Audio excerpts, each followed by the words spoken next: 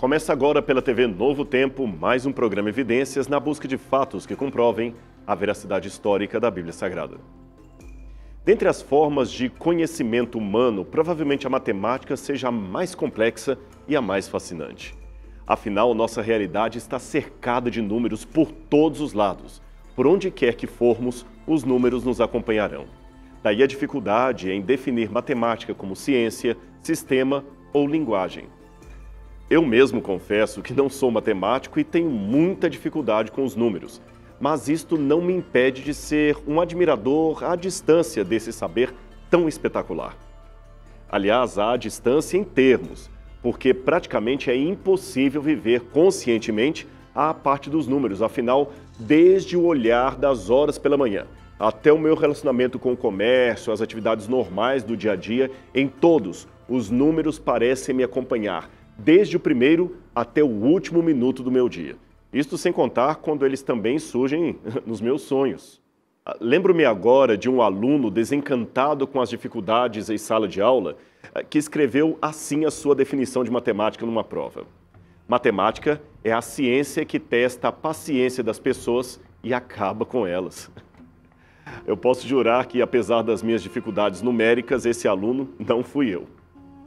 De fato, são muitos aforismos e pensamentos que usam a matemática para ilustrar o seu conceito. Deixe-me citar um que achei formidável quando o ouvi. Quem o mencionou foi Kevin Ashton, fundador do Centro de Identificação de Radiofrequência do MIT dos Estados Unidos. Ele disse: "A matemática do tempo é simples. Você tem menos do que precisa e precisa mais do que acha." Algo em que pensar, não é mesmo? E que tal citar também uma relação entre matemática e Deus? E quem a fez é nada mais nada menos que Galileu Galilei, o pai da astronomia moderna. Ele disse: "A matemática é a linguagem com a qual Deus escreveu o universo." E já que estamos falando tanto em matemática, quero dedicar o programa de hoje à vida de um famoso matemático do passado que, como muitos outros intelectuais, era piamente crente em Deus e na Bíblia Sagrada. Refiro-me a Blaise Pascal, um dos mais extraordinários matemáticos de todos os tempos. Pascal nasceu nessa cidade de Clermont-Ferrand, na França, no dia 19 de junho de 1623. Desde os seus 11 anos, ele demonstrou brilhantismo excepcional em reconstituir as provas de geometria de Euclides até a proporção 32. Aos 12 anos, compôs sozinho um tratado sobre a comunicação de sons e, aos 16, um outro sobre as divisões cônicas, que ficou conhecido como o Teorema de Pascal. Ele era, de fato, um gênio incontestável. Mas a vida de Pascal não foi nada fácil. Ele foi desde cedo uma criança doente, tanto que morreu cedo, com apenas 39 anos de idade. E o que é pior, a sua doença foi interpretada por vizinhos e pelos próprios pais como sendo o resultado de um feitiço que havia sido posto sobre ele por uma ex-empregada da família. Quanta superstição, não é mesmo? É claro que não havia feitiço algum. Pascal era apenas doente e nada mais. Porém, esse boato foi o bastante para que tanto a empregada quanto ele fossem bastante discriminados. Nenhuma criança queria associar-se com um colega enfeitiçado. Veja só. Talvez justamente por conta desse estado físico bastante fragilizado e o constante preconceito dos demais, que Pascal foi educado em casa pelos pais e nunca frequentou uma sala de aula, uma escola, muito menos uma universidade. O seu brilhantismo era dom de Deus, era algo inato, coisa que só o Espírito Santo pode explicar. O curioso, no entanto, é que sua inteligência não lhe subiu à cabeça. Veja, Pascal sempre foi apontado como sendo uma pessoa muito humilde e simpática com os demais, com todos aqueles com os quais convivia. Esta era uma virtude que lhe acompanhava desde a infância. Segundo seus biógrafos, em 1637, ele foi convidado a ter encontros semanais de discussão com matemáticos famosos da época, como Roberval, Mersenne e Miss Dog. Foi a própria Academia Francesa quem promoveu esses diálogos e incentivou as pesquisas daquele garotinho, que na época tinha apenas 14 anos. René Descartes era o maior matemático vivo na ocasião e recusou-se a acreditar que aquela profundidade de raciocínio pudesse partir de um garotinho ainda tão novo. Chegou a supor que Pascal havia plagiado as suas ideias de um outro matemático chamado Gerard Desargues. O fato, porém, é que havia elementos novos no trabalho de Pascal que nem mesmo os grandes matemáticos da época haviam percebido. Assim, a Academia Francesa resolveu publicar as suas obras, que se tornaram rapidamente conhecidas em toda a Europa. Aos 18 anos, Pascal construiu a primeira máquina aritmética da história, um instrumento no qual trabalhou durante 8 anos até aperfeiçoar o sistema. Pena que não conseguiu patentear o produto, de modo que a máquina de calcular que Leibniz projetara no futuro acabou sendo considerada a ancestral da calculadora, embora Pascal já a houvesse inventado há muito tempo. Numa ocorrência particular com Fermat, Pascal admite ter sentido especial interesse pelo estudo da geometria e também da física analítica. Então ele desenvolveu o barômetro, um instrumento para medir a pressão atmosférica, e ainda conseguiu, pela primeira vez na história, produzir vácuo, total ausência de oxigênio, a partir da inversão de um frasco de mercúrio. Foi em meio a essas últimas pesquisas que Pascal se sentiu totalmente atraído por uma espécie de chamado sublime, o chamado religioso. Numa noite de 1664, ele se sentiu muito perto da presença de Deus, numa experiência espiritual que durou cerca de 2 horas. Segundo ele escreveu em seus pensamentos, naquela noite o Senhor lhe mostrou em que consistia a grandeza e a miséria do gênero humano. E Pascal escolheu a grandeza, escolheu ser um servo de Deus. A certeza que brotara de seu coração era forte demais para nutrir qualquer dúvida quanto à realidade celestial.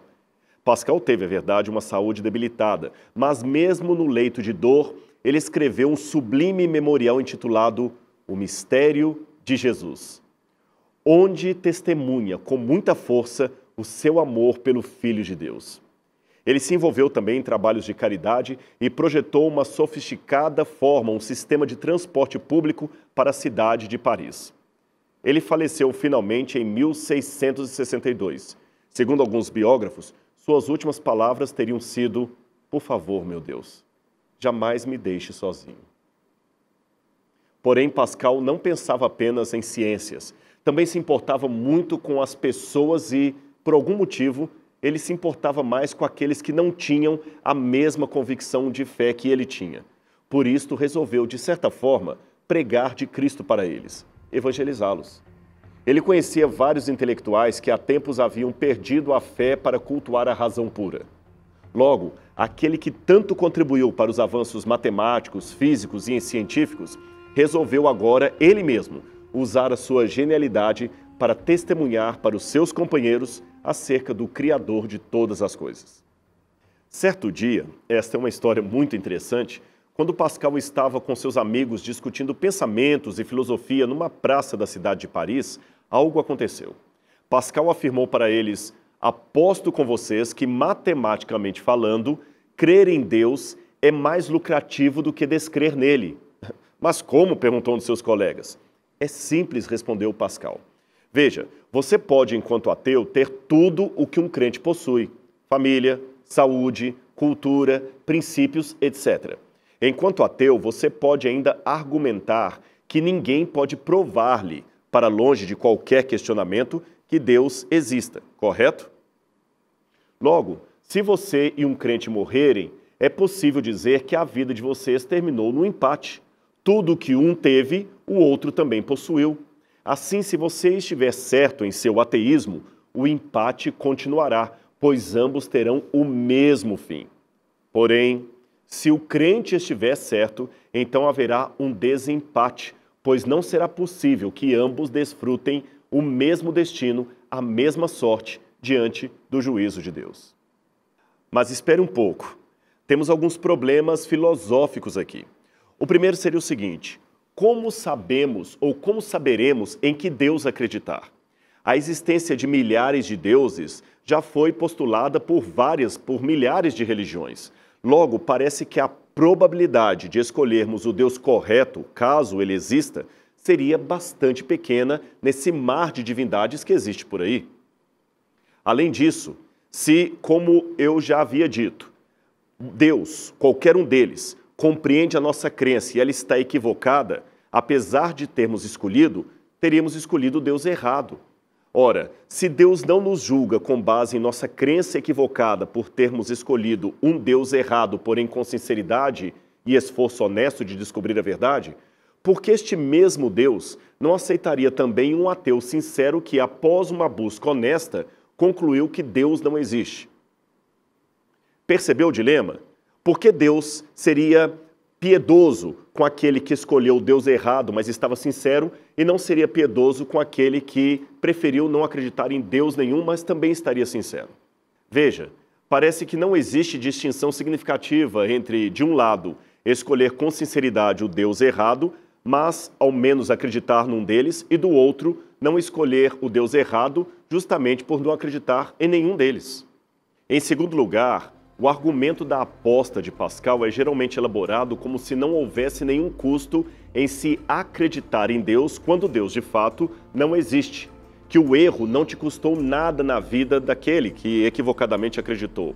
Mas certamente você deve pensar que o tempo gasto em oração desnecessária, o esforço de fazer de tudo para ser bom, a abstinência de atividades prazerosas que são consideradas pecaminosas, a contribuição financeira para organizações religiosas, etc., é sim um preço considerável a se pagar, você não acha? Assim, alguns pensam que não há, pelo menos em tese, um cálculo probabilístico de ser feito tipo 50% de um lado, 50% de outro, para comparar o custo-benefício da descrença quando se está errado, isto é, Deus de fato existe, e o custo-benefício do alinhamento do comportamento de uma pessoa com a vontade de Deus, caso Deus não exista. É assim que eles raciocinam. E então, com base nessas coisas que eu falei, seria o argumento da aposta uma falácia ou um raciocínio em círculos que não leva a lugar nenhum? Aguente só um pouquinho, porque depois do intervalo nós analisaremos melhor esse problema. Então não sai daí, porque o Evidências está de volta já já.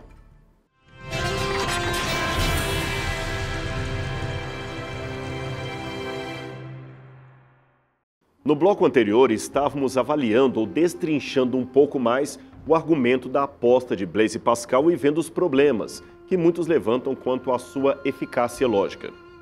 Você se lembra? Pascal apresenta que estamos diante de uma bifurcação entre a crença e a descrença em Deus e que, matematicamente falando, a crença, em termos probabilísticos, é mais inteligente ou mais lógica do que a descrença. Deixe-me citar as próprias palavras dele, ou como Pascal, ele mesmo, sistematizou a questão. De acordo com Pascal, de um jeito ou de outro, todos nós jogamos dados com Deus, mesmo ele não jogando dados com o universo. Pascal admitiu que é impossível provar que Deus existe. De fato, afirmou ele, a razão humana é incapaz de provar qualquer coisa com certeza. Isso pode levar você a pensar que Pascal seria um agnóstico, mas não é verdade. Afinal, para ele, a principal pergunta residia no fato se convinha à pessoa acreditar na existência de Deus, e a sua resposta era sempre que você seria matematicamente tolo se não acreditasse. Isto faz de Pascal um teísta, isto é, um crente, posto que ele tentou mostrar, matematicamente falando, que seria péssimo negócio não acreditar em Deus. A matemática que Pascal empregou trabalhava no campo das probabilidades, que ele ajudou a inventar. Ele esperava convencer especialmente seus amigos aristocráticos, que eram jogadores fanáticos. No modo de ver de Pascal, a crença ou a descrença que você possa ter em Deus implica hipoteticamente numa aposta. Sendo assim, se Deus existir e a Bíblia for verdadeira, a sua crença vai dar-lhe, em tese, infinita felicidade após a morte. Por outro lado, se Deus não existir, tudo o que você teria a perder acreditando nesta ilusão, cujos prazeres seriam finitos, seria apenas a ilusão de uma vida igualmente finita. Mesmo porque, se você acredita que as chances da existência de Deus são próximas de zero, Pascal sugere que elas estariam perto de 50%, a única coisa racional que você poderia fazer é jogar o jogo. E como qualquer percentagem finita do infinito tende a ser infinita também, o raciocínio mediante esse conceito mostra que você deve, sim, matematicamente falando, acreditar em Deus. Por outro lado, o perigo está justamente aí, em que você se recuse a acreditar em Deus e esteja errado. Neste caso, você será condenado, segundo Pascal, às penas do inferno, pois você será um pecador. É que Pascal acreditava no fogo do inferno eterno. Portanto, por bases de probabilidades, nas probabilidades que isso aconteça, como elas são enormes, não restaria mais nada a você fazer do que seguir um Deus glorioso e assim arriscar a chance de viver feliz para sempre. Para não complicar muito, deixe-me dar um exemplo para você. Isto seria como estar contaminado por um vírus letal e saber que vai morrer doente. Aí alguém lhe dá um frasco com um suposto antídoto. Você não tem certeza absoluta de que aquele remédio vai realmente lhe curar. Existe 50% de chance do remédio resolver o seu problema e 50% de chance de não adiantar nada e você morrer do mesmo jeito. Ora, não tendo nada a perder, pois a morte por vírus já é certa, o mais inteligente nesse caso seria apostar as suas fichas na chance do remédio ser eficaz e tomar todo o frasco. Seria mais ou menos isto que Pascal diria em relação à crença em Deus.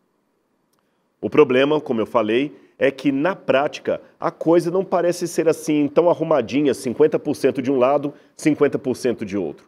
As opções são muito maiores, quase infinitas. Lembra do problema dos vários deuses que mencionei? Minha opção seria, neste caso, entre o ateísmo e o quase infinito número de deuses que se dizem verdadeiros. Imagine, por exemplo, que eu opte pela crença em Deus e escolha o Deus da Bíblia. Mas quem existe de fato é Alá, Deus dos muçulmanos. Neste caso, eu, mesmo escolhendo crer em Deus, serei igualmente condenado por ser um infiel não islâmico e adorar a Jesus como se ele fosse Deus. Outra coisa que devemos levar em conta é que, em termos existenciais, eu devo optar por Deus não por uma questão de escolha entre duas possibilidades de maior ou menor prejuízo, não. Eu devo optar a Deus por uma questão de amor e aceitação. Mas antes que você considere Pascal um tolo e jogue fora a brilhante contribuição dele, deixe-me explicar o que ele de fato quis dizer.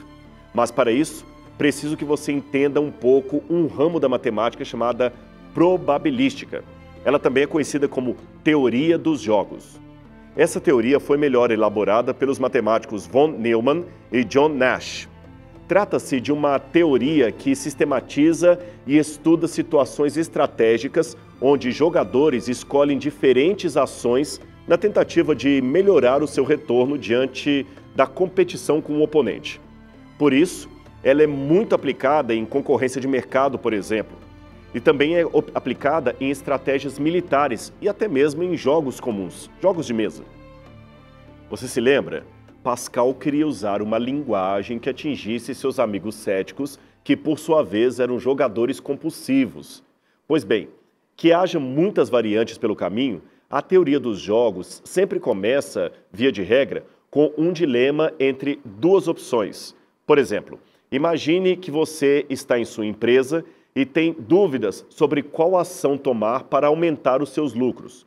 Você vai reduzir os preços, vai contratar mais mão de obra, vai apenas reduzir gastos, lançar outro produto no mercado ou fazer uma nova propaganda de marketing. São muitas as opções.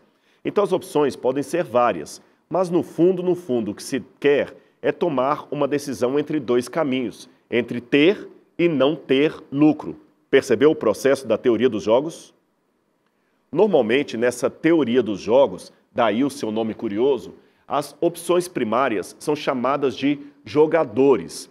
E se eu estou falando de um jogo matemático apresentado na forma normal, presume-se que cada jogador atue simultaneamente, ou ao menos sem conhecer a ação dos demais jogadores, ou do outro jogador. Se os jogadores têm alguma informação acerca das escolhas dos demais, o jogo é habilmente apresentado de forma mais extensiva. Mas isso é uma outra história e eu não quero complicar isso para você. Sendo assim, nesse contexto, a representação gráfica do jogo matemático é chamada de matriz de payoff. Ela acontece quando você coloca no papel o conjunto dos possíveis resultados decorrentes da interação entre as estratégias dos jogadores. O resultado, ganho ou perda, de uma decisão depende obrigatoriamente da movimentação dos dois concorrentes, tornando a tomada de decisão muito mais complexa. Por isso, você precisa saber quais são os ganhos ou as perdas de cada combinação matemática e identificar quais são os incentivos mais atraentes para o seu adversário, sabendo que ele está imaginando também quais são os seus ganhos para tomar uma decisão contra o seu jogo. Imagine um jogo de par ou ímpar. Não há como ter empate. O ganho de um é automaticamente a perda do outro, e ambos estão com as mesmas chances de vencer caso se considere o zero como número par, ou se jogue com as duas mãos. A representação gráfica do par ou ímpar seria assim. Se o jogador 1 colocar um número par de dedos e o jogador 2 colocar um número par de dedos, o número 1 irá ganhar, pois apostou par. Cada jogada é uma estratégia matemática, não é mera coincidência. Agora, trocando tudo isto pelo enunciado de Pascal, temos os estados 1 e 2 tendo a mesma probabilidade. As evidências a favor e contra a existência de Deus têm exatamente o mesmo peso. Portanto, a decisão de acreditar ou não acreditar tem de ser feita de forma pragmática.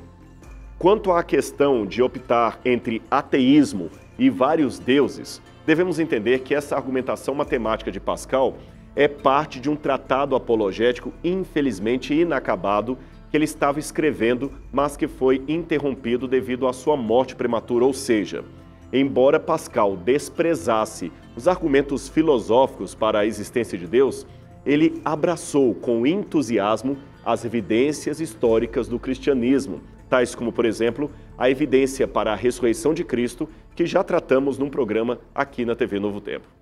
Sendo assim, a probabilidade dos demais deuses, que jamais possuem o mesmo leque de argumentações do cristianismo, acaba se tornando logicamente insuficiente ou insignificante por sua pobreza argumentativa.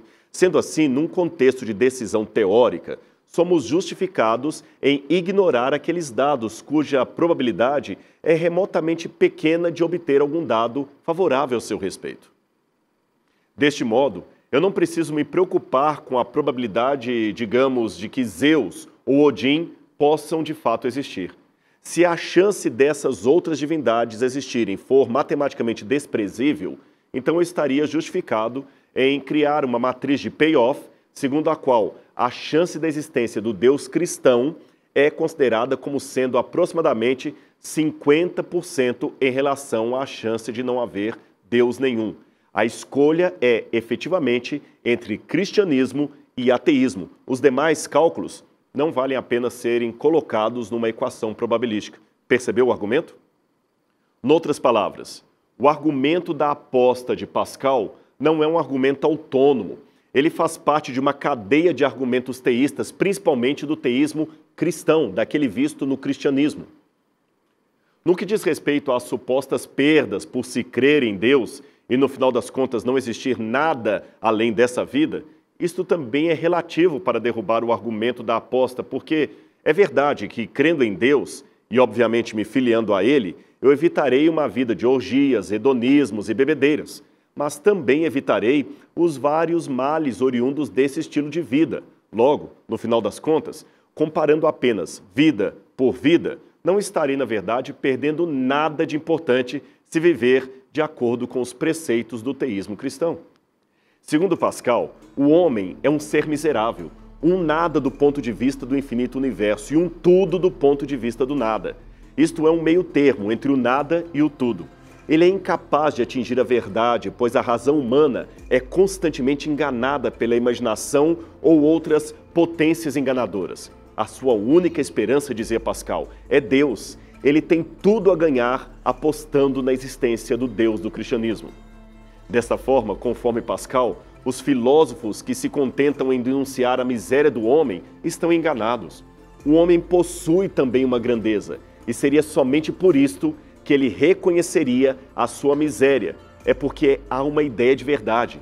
Se a nossa razão é importante para compreender os dois extremos, do tudo e do nada, ela também pode conhecer o meio, algumas verdades no domínio científico. Nisto, ela é ajudada pelo coração, que nos dá as instruções fundamentais sobre as quais ela constrói, em seguida, as suas demonstrações. Não se trata, é claro, de certezas inabaláveis. Também não só ela pode nos dar a fé em Deus, mas podem sim nos conduzir a uma tomada de consciência de nossa contradição e de nossa impotência diante das filosofias, já que nelas se afirma e também se nega tudo. O princípio sobre o qual repousa essas respostas é incompreensível somente pela razão humana. É preciso aceitar como um mistério divino que o coração tem razões que a própria razão desconhece. E foi Pascal que disse isso. O Evidências de hoje fica por aqui. Mas semana que vem quero convidar você para mais um encontro aqui na TV Novo Tempo para estudarmos a Bíblia, a Palavra de Deus. Então um abraço e até lá!